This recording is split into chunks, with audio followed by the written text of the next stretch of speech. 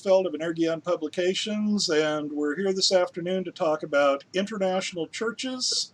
And we're going to be talking with Ken MacHarg, who's written a book just recently. We'll introduce that to you in a moment. You'll see the URL at the bottom of my screen that will get you more information with a very short URL.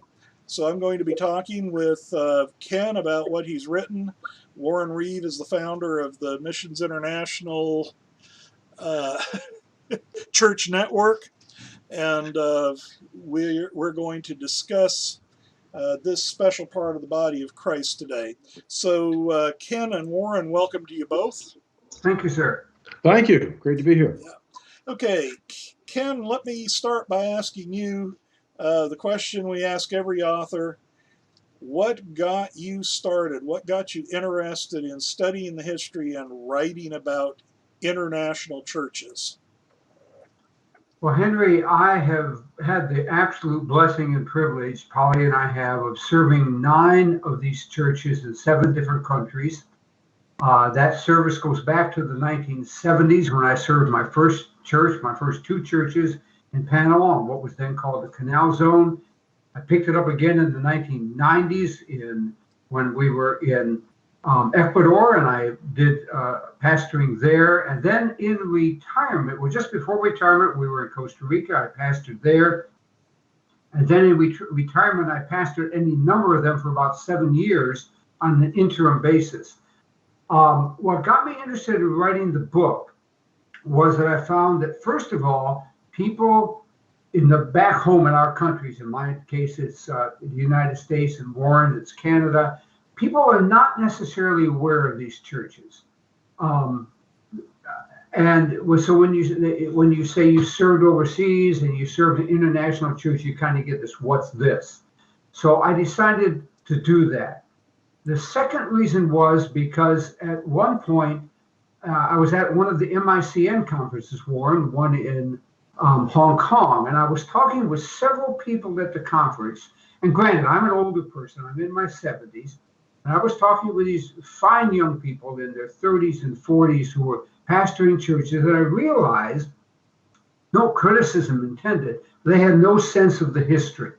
They seemed to think they were doing something new. It was a new invention, and it was just happening now. And I realized, I left the conference and I said to Polly, somebody needs to write this book about the history of these churches.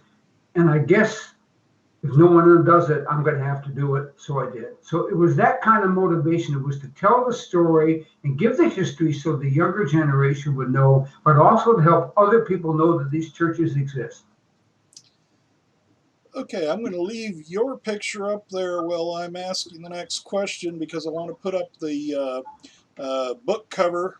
Got the book cover now between the two of you on the screen. And for those who are watching, the URL at the bottom right below Ken's name, tells you where you can get more information about the book and what Ken is talking about. So once I've got that, let's turn to Warren for a minute. How do you define this term international church? What are we talking about? Sure. Ken has pastored a number of them, and I just noticed another connection. You were in the Canal Zone. I've been there too. You and I have crossed paths a few times without really knowing it. Wow. You probably were in my church. Okay, but Warren, I think you could go ahead and just tell us, what is an international, what do we mean here by an international church? Sure. Well, defining or describing the international church is somewhat tantamount to trying to stack marbles or pin Jello to the wall. This is a constantly moving target, but I would say very simply that the international church is a collection of God's people from all different kinds of church backgrounds, from all different kinds of cultures, from all different kinds of color, literally colored backgrounds, ethnic backgrounds, all different kinds of classes that have chosen to gather together to worship God, to learn about God, and to tell others about God. Now, that's quite simple. And I let me just say, Henry, if I may, it's just a privilege to be here with my friend and colleague Ken. I so honor and revere him. There's just no one out there that has pastored so many international churches as Ken, and he's just done a fabulous job collecting information, data, and history on the international church. I would just highly recommend you get a copy of his book, and we go from there. Henry, also, if I may just say, I love how Ken described that he was in Hong Kong, and in one of these conferences, there was a couple hundred international church pastors from, on that occasion, it was over 47 countries. And like you said, young men and women, they were pastoring these churches that didn't know about some of the history. But let's just for a moment go right back to the history that we all trust and love and know, the Word of God. The international church goes right back to the Word of God. It's found in the book of Acts. Now, there are several different places that you could extrapolate where the international church came from, but my favorite one is just 3 verses out of Acts chapter 13. The church there is often called the Antioch church, but actually a close look at that description describes this international first location or geographic space, Antioch, not Jerusalem, the mother church. And it names 5 people in that sort of first membership roster that are clearly international. And so what has inspired me to be involved with and be friends and colleagues and working with Ken over the years and decades is very simply that the missions mandate was actually answered out of the international church context. So we may call it where were they first called Christians? Well, Antioch, but it was this international context where the Jews had learned to minister to themselves.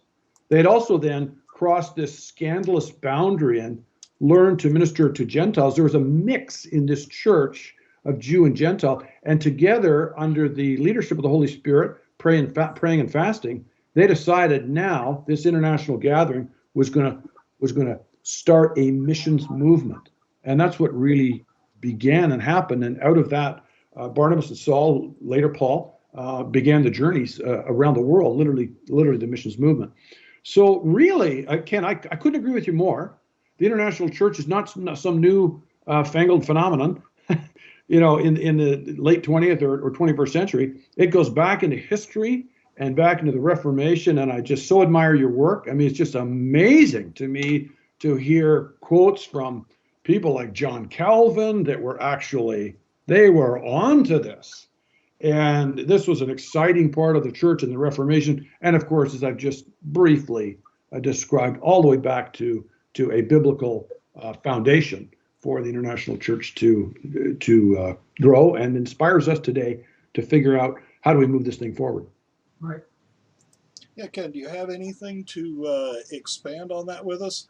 And I'd invite both of you to feel free to pitch in on any of these questions and make it a discussion. This isn't a formatted program. Go ahead. Yeah, right. Warren is right. He goes back to the biblical roots and talks about that first church of Pentecost where people gathered from all over the world. In the book, I traced the churches back about 400 years ago to when, first of all, the Scottish Presbyterians and the British Anglicans sent out pastors with their own people, the Scottish to Switzerland and places in Europe, the British to the British Commonwealth, South Africa, India, on ships, and the chaplains got off, went into those countries, planted a church. In India, there's a picture of it in the book, a church that was started 400 years ago in India as an English language international church from the Anglican roots to minister to expats in that country. That church is still doing the same thing today. Mm. You move into more modern history, and the Americans began it about 200 years ago with the planting of the first, what evidently was the planting of the first church, which was the American church in Paris, which has been around for, like I said, about 200 years, planted in 1914. Now, nobody can definitely say that was the first church. All of this, you try to dig up this history, and you're digging and digging and digging and digging and looking for documents.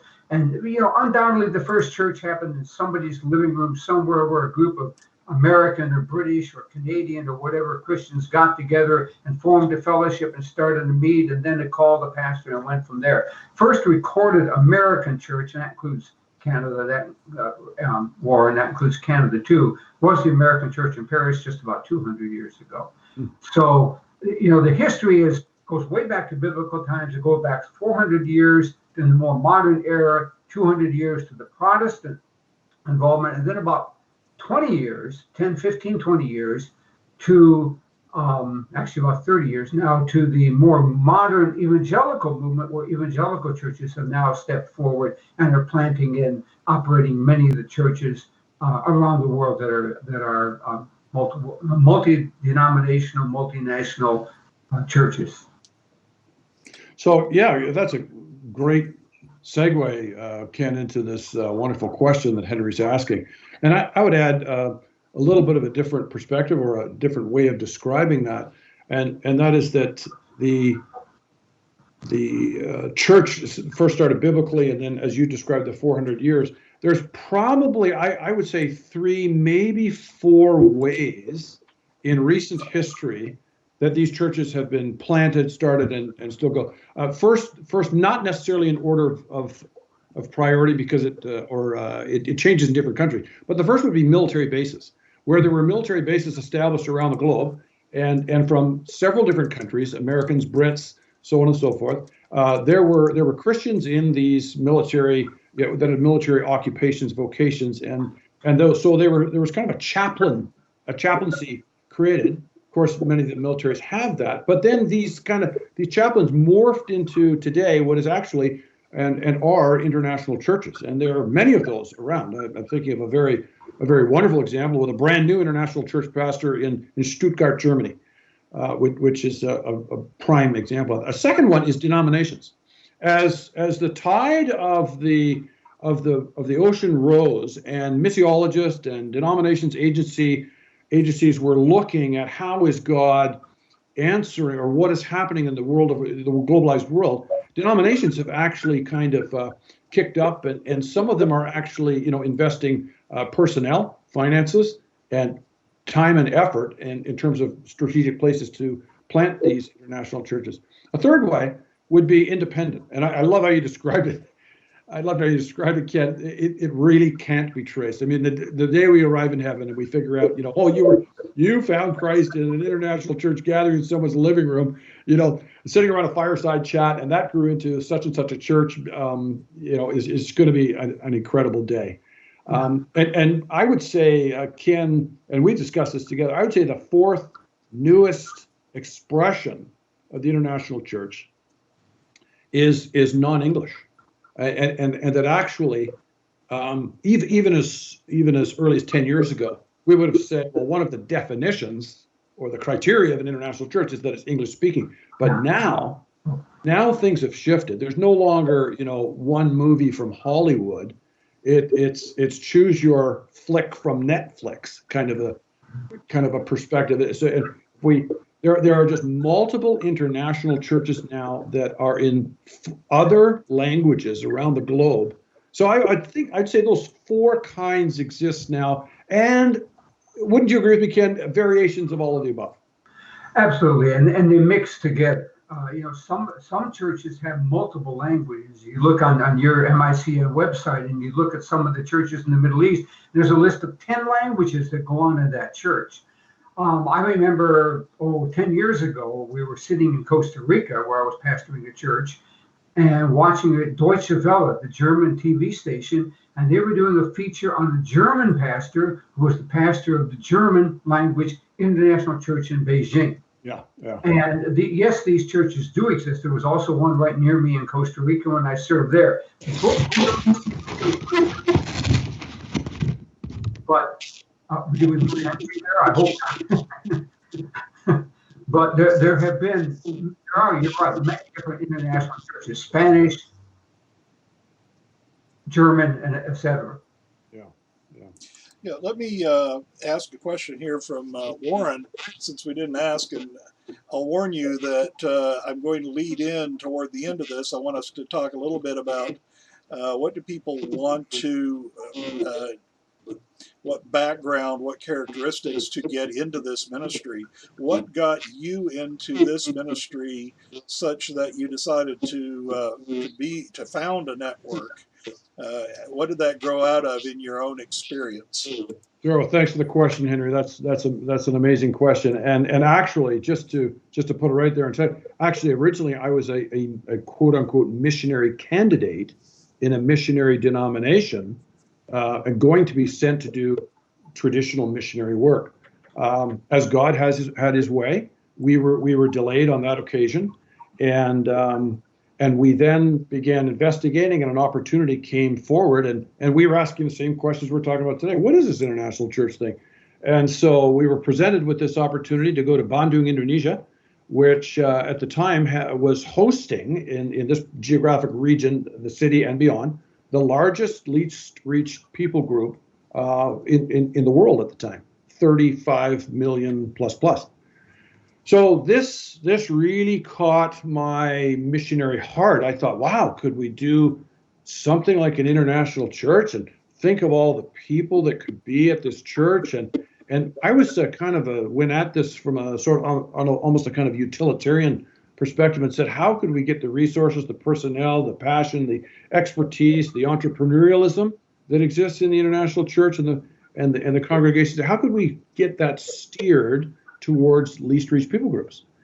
And so, long story short, my wife and I packed up. We got our kids. We at the time were ministering out down in the States, in Pennsylvania, and we packed up, boarded a plane, and we lived in Indonesia for 11 years. And this international church just kind of grew. And the international church became then a haven of unity for international workers from all over the globe and cross-denominationally. It was a place where we worshiped together, and just an unbelievable sense of the kingdom of God, not my church or my denomination or my theological bent or my methodology or anything like that. But it was a beautiful expression of the bride of Christ.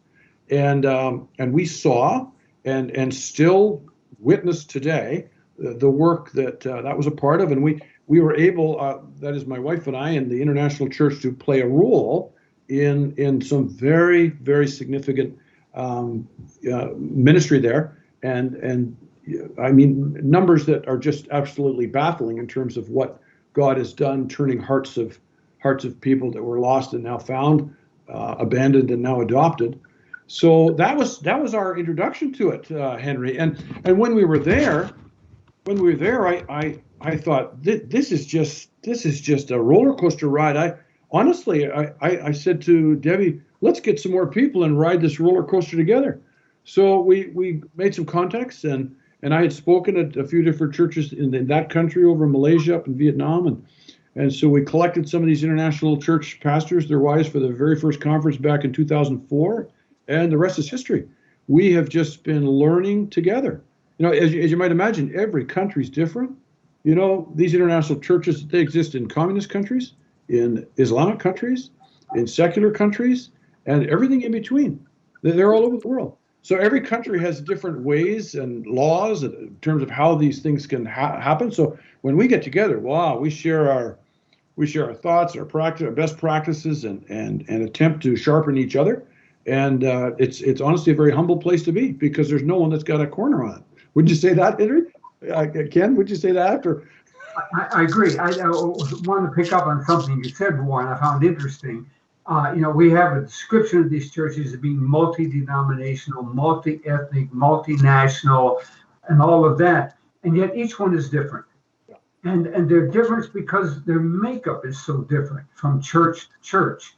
In Kyrgyzstan, in Asia, we have many more Asians. We had a lot of Australians in our church, a lot of Anglicans in our church. We had Koreans, we had Chinese, we had Japanese, we had people from the Middle East.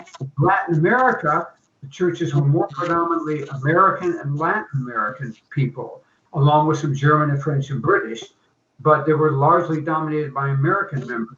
In Europe, what a mix. A lot of Europeans, a lot of Americans, a few Africans, a few Asians, but once again, the Europeans were more dominant, the British were more dominant. So you can go from church to church to church, international church, and they have the commonality being multi-denominational and being made up of an incredible group of people who are expats and who are students and who are military and who are missionaries and all that kind of thing. But each one's different, just as local churches are different from Louisville to Atlanta to Toronto. Yeah. Churches from Paris to Kyrgyzstan to Panama are different too because of the context and the makeup and the setting. Yeah, that's well said, Ken. And I was just reviewing, asking myself the question, who are the people that attend these? And I have a few other kinds of people. You know, in our experience, we went from Indonesia on to Kuwait. We'll tell you about that whenever we get to it. But, you know, there are very different kinds of people. There's vagabonds, sometimes refugees. Think of what's happened in the last 10 years with refugees. Especially in Europe, yeah. People just moving around. Fugitives. Sometimes there are people just on the run. Trafficking and trafficked people. You know, 25 years ago, there was a little saying that the international church was made up of missionaries, mercenaries, and misfits.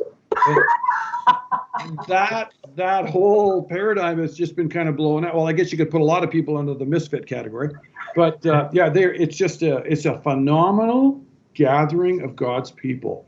And I used to say, still do, when I'm speaking in the international church, welcome to God's accelerated spiritual growth plan.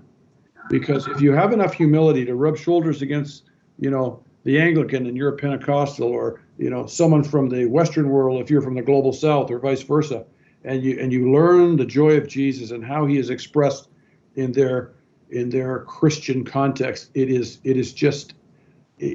a unbelievable opportunity for spiritual growth, isn't it? And I know that you've seen the same thing. You watch people grow in leaps and bounds.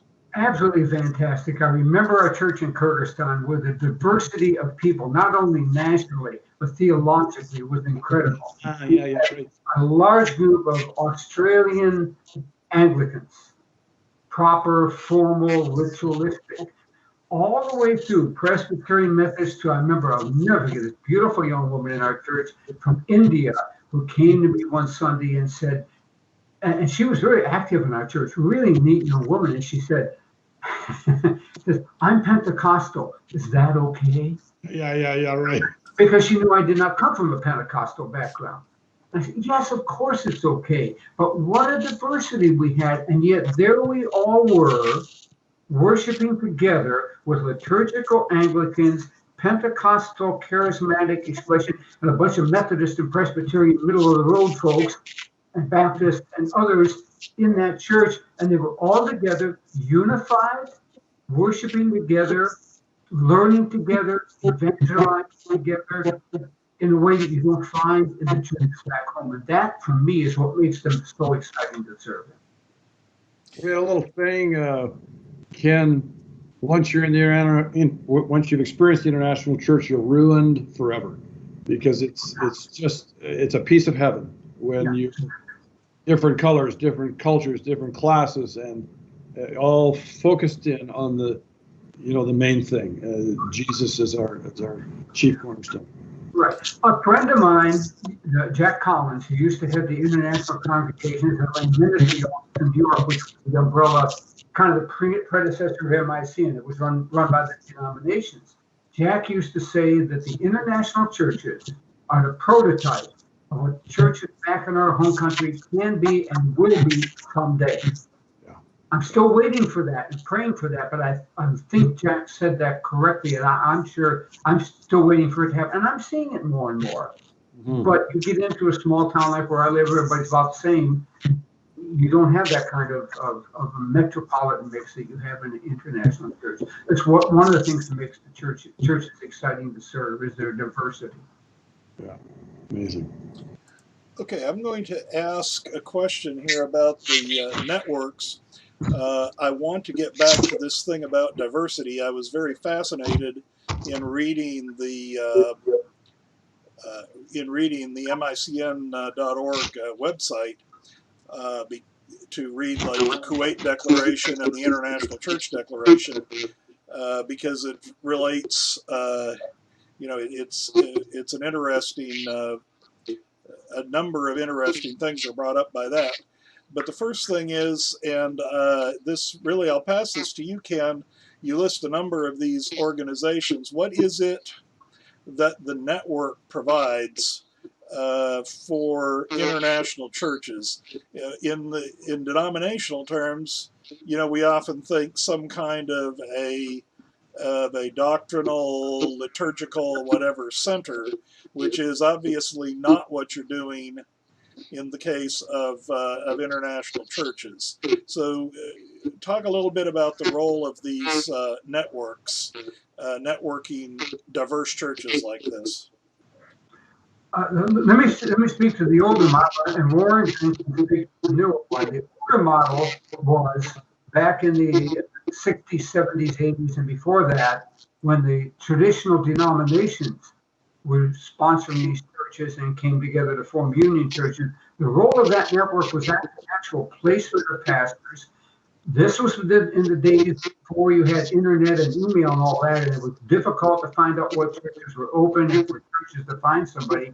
So there was an office in New York under various names. International Congregations for Lay Ministries was one of them, that actually placed people in churches, helped to put together a pastor with a church. And that's how I got placed in my first church. I went through that office and was assigned there.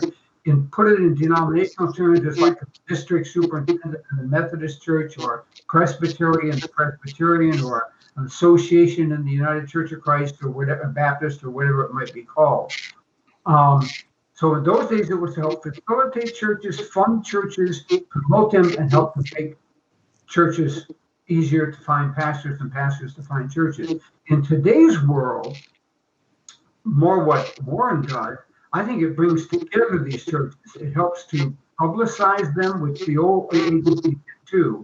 But I think it does much more now to bring together and to work together. And maybe, Warren, you can expand more about what someone like MICN does compared to what ICLM used to do. Sure. A little segue before I get right to there. So let me just name some of the other networks that are out there. Solomon's Porch, the Global International Church Network, the China International Fellowship. They call them IFs. In international churches, they call them international fellowships in China for obvious reasons. The Fellowship of European International Churches. And then there's the International Baptist Convention. Now, those networks are just about all led or have a strong denominational presence within them. Doesn't mean they're not open to other multiple denominations, but when MICN was created nearly 20 years ago now, we intentionally wanted to really push down those, the denominational paradigm and raise up what we would call sort of an association network between us. So very simply, in 5 words, the Missional International Church Network exists to start and strengthen international churches. So we have for years and years spent a lot of time with the second S, strengthening international churches. So that means, as Ken has referred to, getting ourselves together, because we're a little bit of an odd bunch, quite frankly.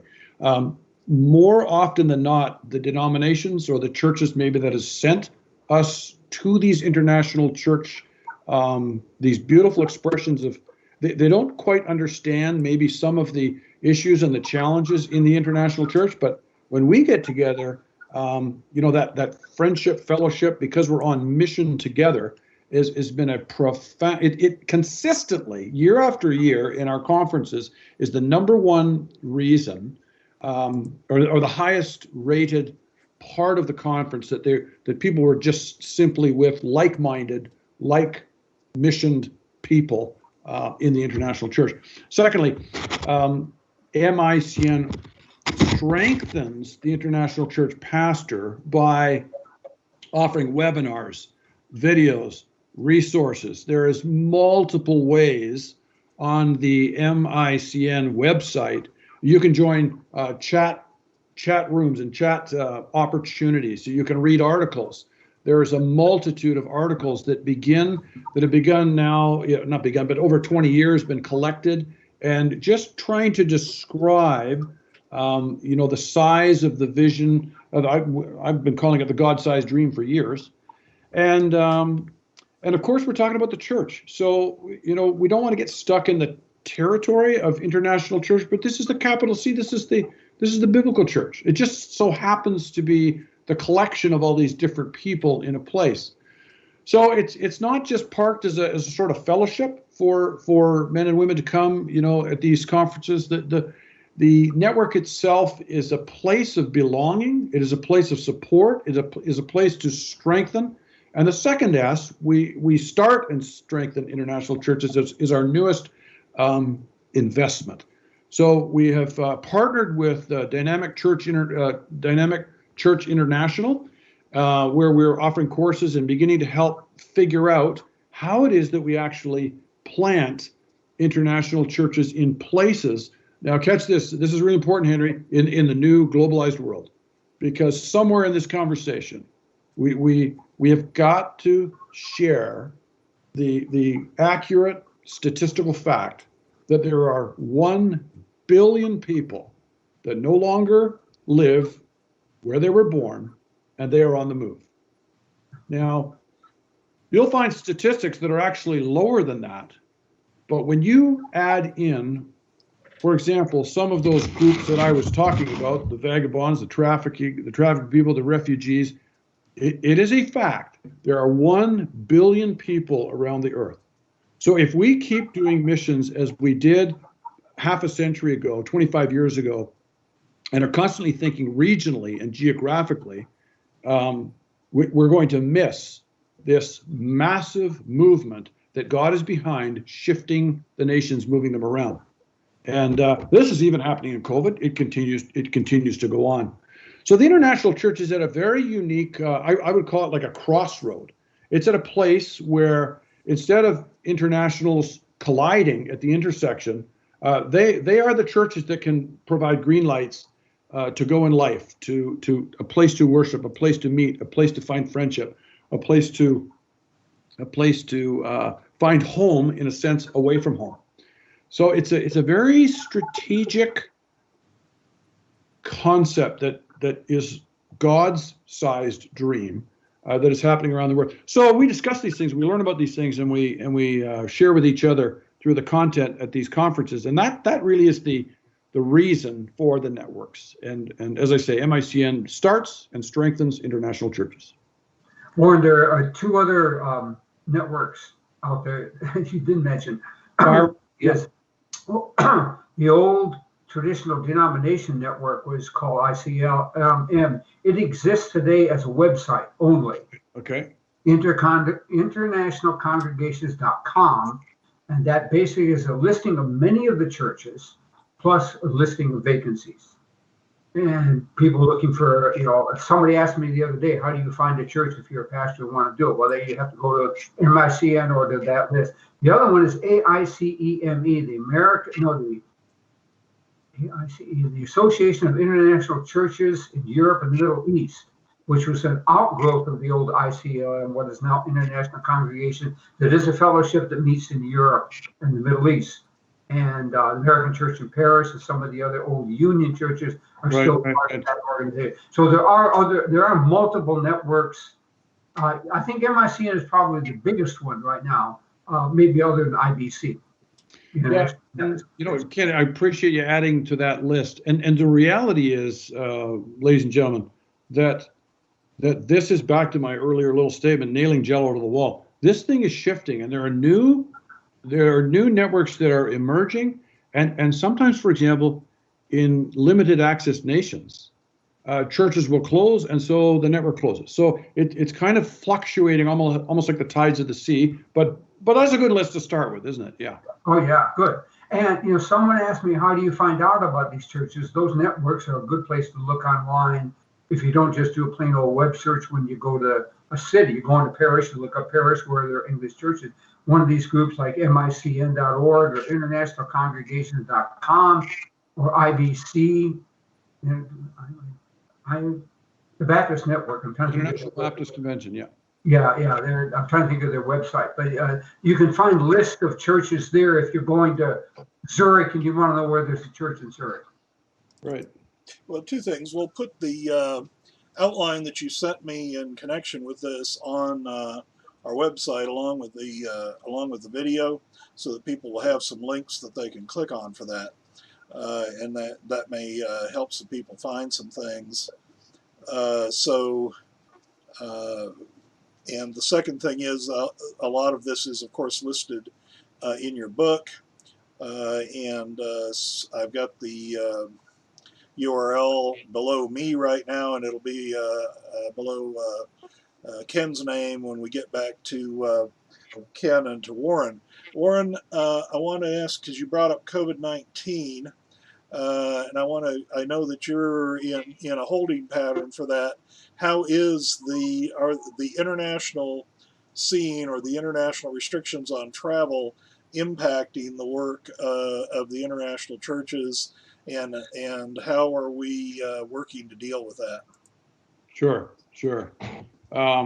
Hard to answer this from every country in the world, so I'll begin by saying it's different in different places.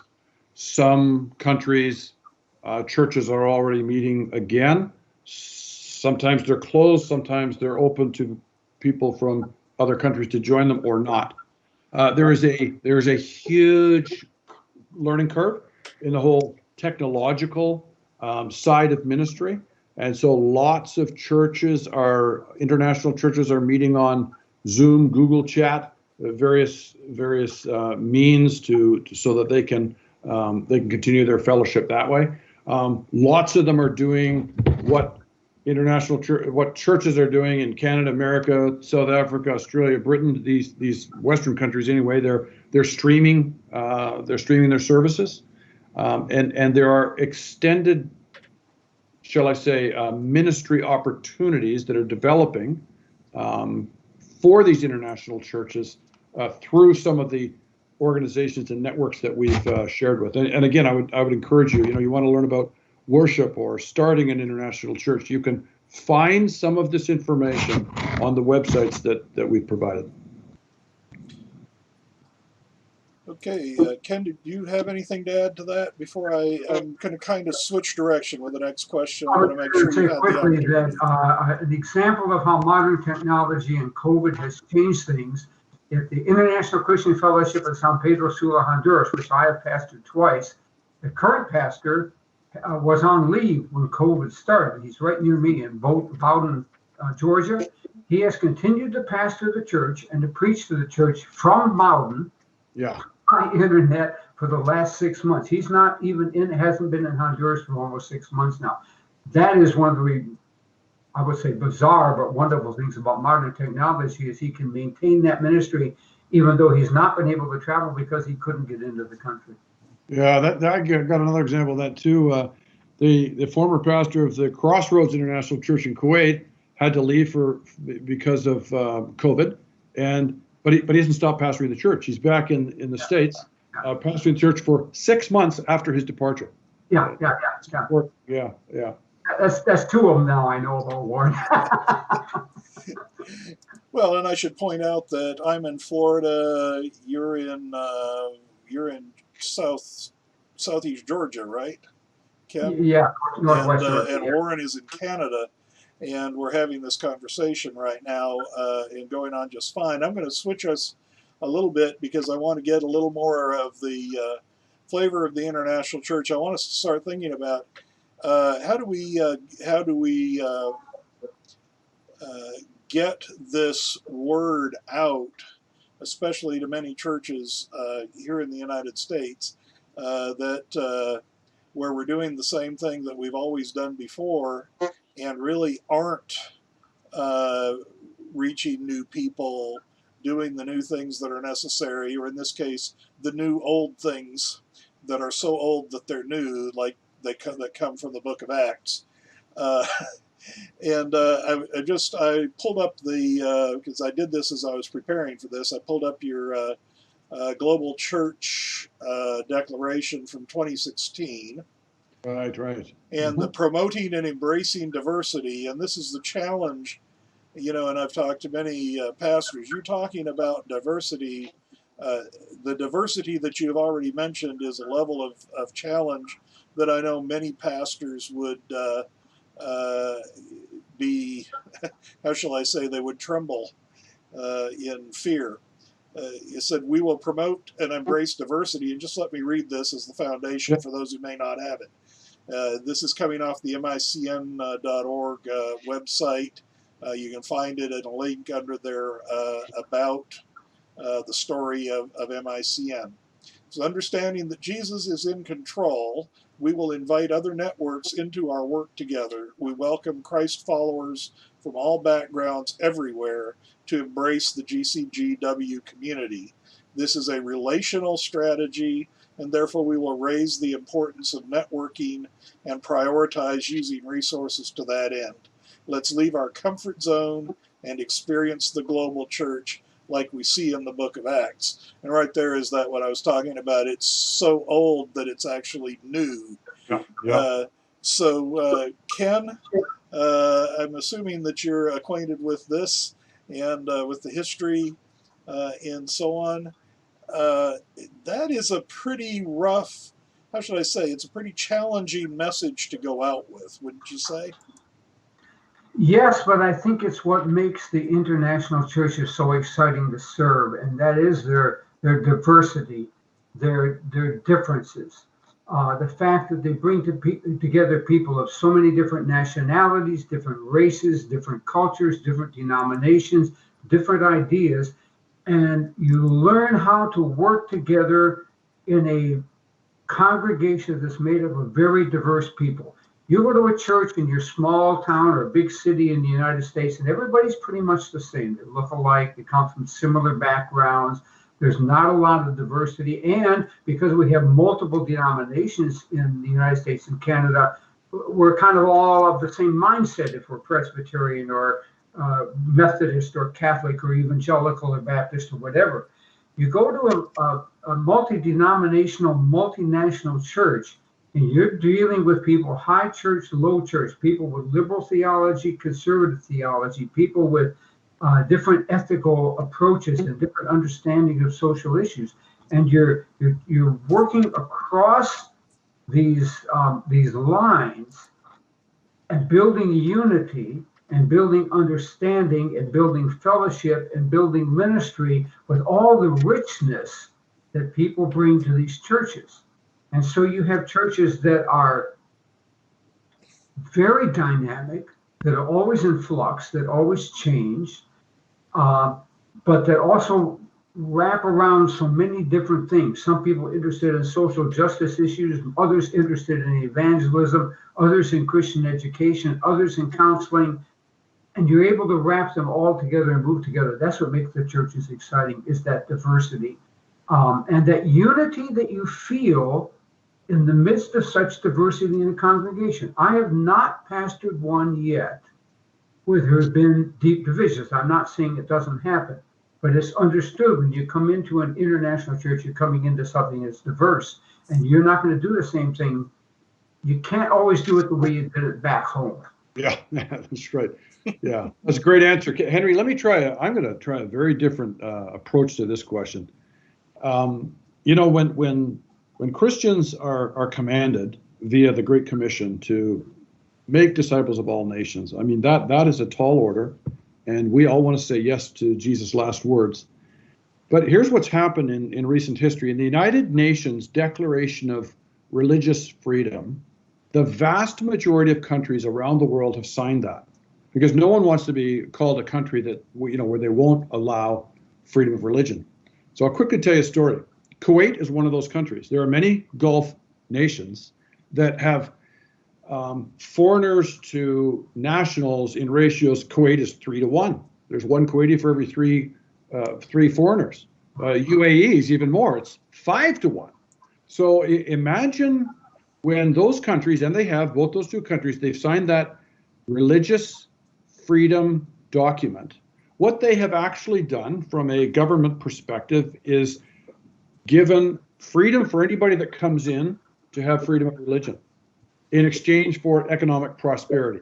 For example, Kuwait can't keep the oil coming out of the ground without the foreigners there. So there are millions of Asians that live in Kuwait. And when they come from India, Pakistan, Nigeria in Africa, they're just happy there's a church. And so when there is a church service, everybody shows up, and they actually have religious freedom in the country of Kuwait. For example, this will just blow your mind. How many of you know that the National Evangelical Church of Kuwait hosts services on every Friday, 85 church services? That is thousands and thousands, somewhere between 18 and 22,000 people on every Friday that will come to give up their comfort, to give up their, some of the distinctiveness of where they came from, because they just want to worship God with God's people so they can learn how to learn about God and tell others about God. So it's a tall order, but as I love how you've said it, Henry, it is the new that was old and now it's new again. Because what this is the kingdom of God versus the territory of ministry. It is learning how to empower people for ministry rather than control people for ministry. It is about associating with people and fellowshipping with people rather than, in sort of a bounded set belief system. And it's a marvelous context to watch the kingdom of God and the Great Commission happen in these, what otherwise would be places where Christians could never take the message of the gospel. I wonder here if possibly the key is your first phrase in that statement, understanding that Jesus is in control. Yeah. That probably that's the key to understanding the rest of it. But let me ask you a further question. Maybe we should look at another point here in Acts. You talk about 1 billion people relocating. The gospel started to spread in Acts, did it not, when the persecution broke out around the time of Stephen. And people started to leave Jerusalem, and suddenly that's how the gospel started to spread. Exactly. And I made a comment a little bit earlier. Let me rephrase it. This is God's divine plan to get his message to the hearts of people. He has and is, it's all through the scriptures. He's always been moving people around. Now, that is not a statement against people that are in a particular geographic zone, and we will always need to go to places, and people will need to learn a language for a country to minister there. But this international church thing is one concrete way to answer the question, how do we do the Great Commission with people that are on the move? Yeah. How do we do that? It's like, one author, help me remember his name, Ken. He used to call ministering in the international churches like watching the parade go by, and you have to reach out and touch the parade people with the gospel, to make sure that they're, as they go, they hear the gospel. Let's remember also, Warren, that people are more open and more searching when they are disrupted out of their common setting. Back home, you have a death, you have a divorce, you have a trauma, you have an illness. People are more open to hearing and talking about things spiritual. Let someone move overseas to another culture, another country, away from family, different foods, all of that sort of thing. And all of a sudden they begin to raise some spiritual questions. And a lot of times I find people in the international churches very hungry to explore their faith in a way that they weren't back home. Part of that's because they're away from their regular routine, from the security of back home. Part of it is because all of a sudden they're dumped into another society where there are multiple denominations, multiple faiths, and they begin to ask, you're in a Muslim country, you're in a Hindu country, you're in a country that's different, you begin to ask questions, and the international church is often a place where you can come and seek answers to those kinds of questions. Right. And pastors need to be ready to deal with that, but there are opportunities among people who are in transition and movement to be open that aren't the people who are settled back at home and are comfortable and aren't challenged at this point in their life. That's another thing makes them exciting, is there are all those opportunities. Exactly. The opportunity for dialogue and conversation across lines. Yeah. I'm again leaving the two of you up there and putting the book cover on, because of course reading about these churches and reading about the history is one of the ways that people can get involved.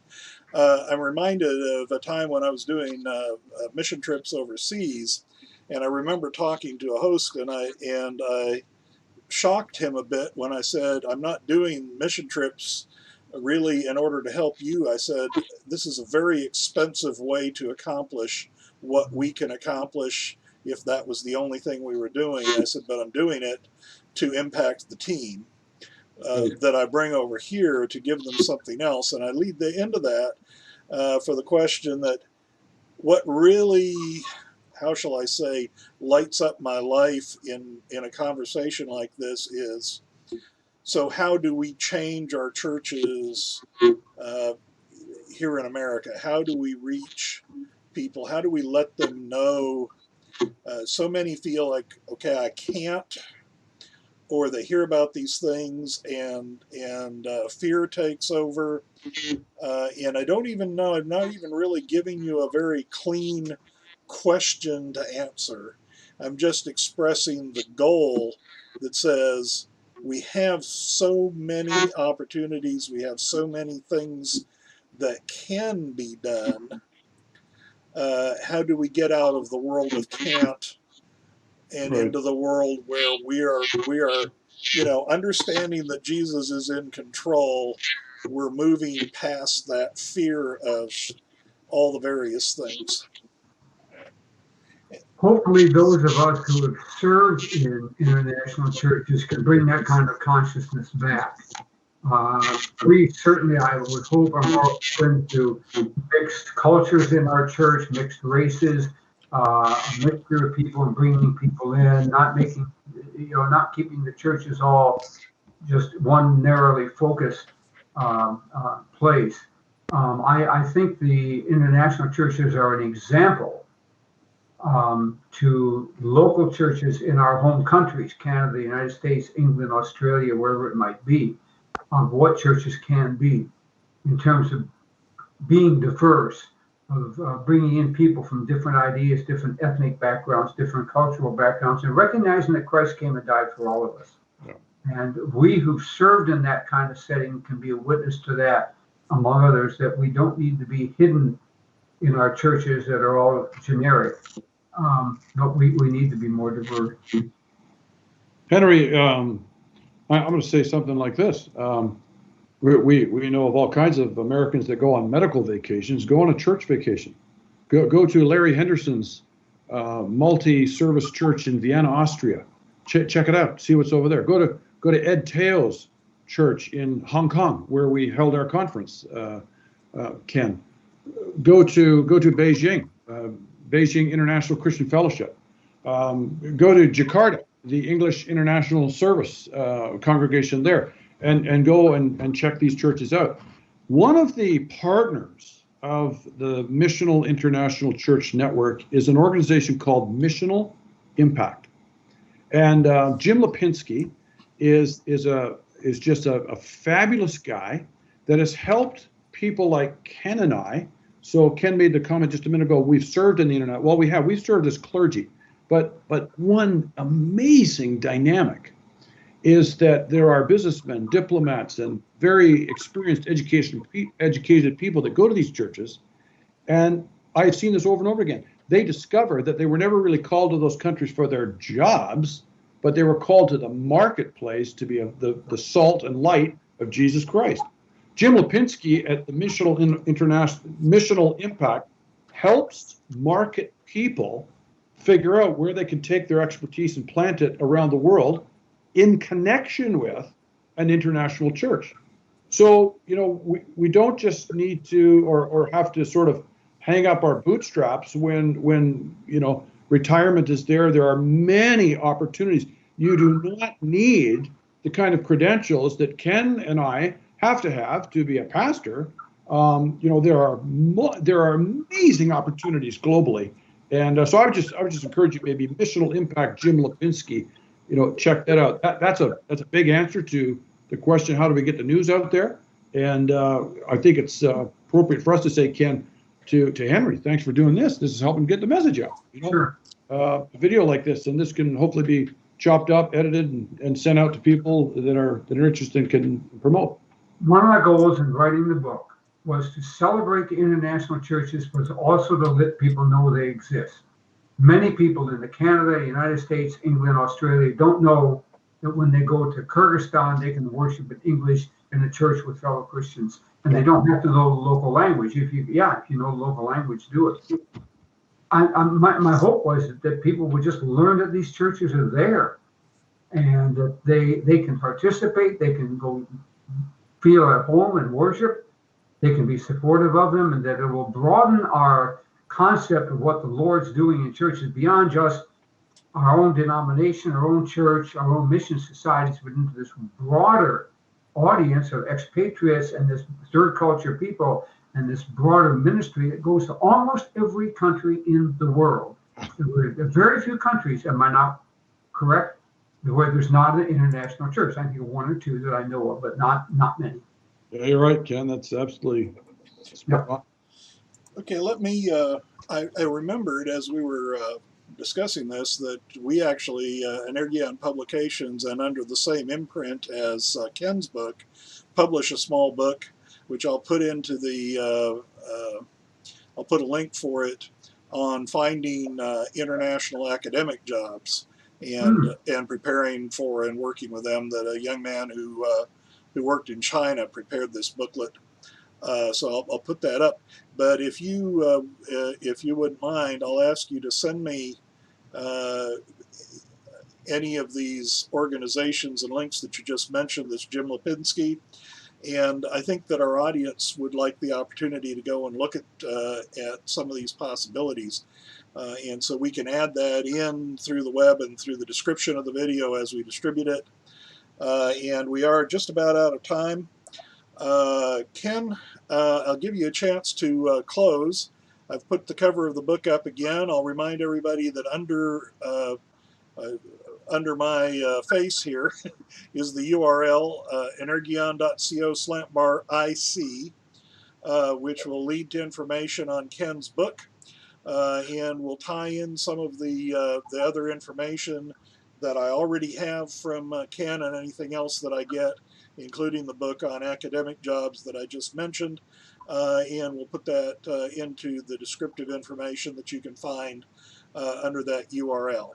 So Ken, let me pass it to you and give you the chance here to kind of wrap things up. Well, thank you, Henry, and I do appreciate you having the interest in the book to publish it. It is a book that has been in my heart for a long time. It's been the international churches have been a part of me for way back in seminary. I first learned about them, and a light went on when it was mentioned in seminary one day that's never gone out. It's been a blessing to be able to serve so many of those churches internationally in Asia, Latin America, and Europe and the Caribbean. It's been a joy to be able to work with people of such diverse denominational backgrounds, such diverse ethnic, cultural backgrounds.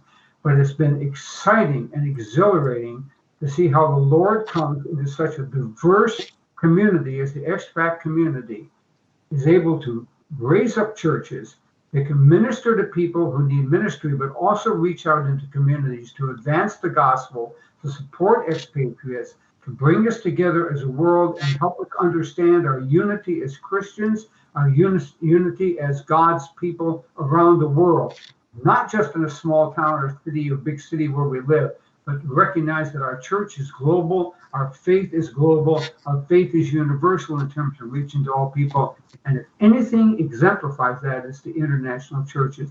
So thank you, Henry, for making it possible to publish the book so that other people can know that they can serve those churches, they have them there to attend, and that they exist in ministry in all parts of the world. Okay, well, thanks to you, Ken. Thank you, Warren, for joining us. This has been really exciting. And I pray that the video will lead to many people getting involved more in the church as a global entity. Again, thank you both very much. The URL is still on screen for those who want to find more information, and we will be posting the video on our various social media sites and websites. So again, thanks to both of you. Thank you, Henry. Thank you, Warren. Thank you.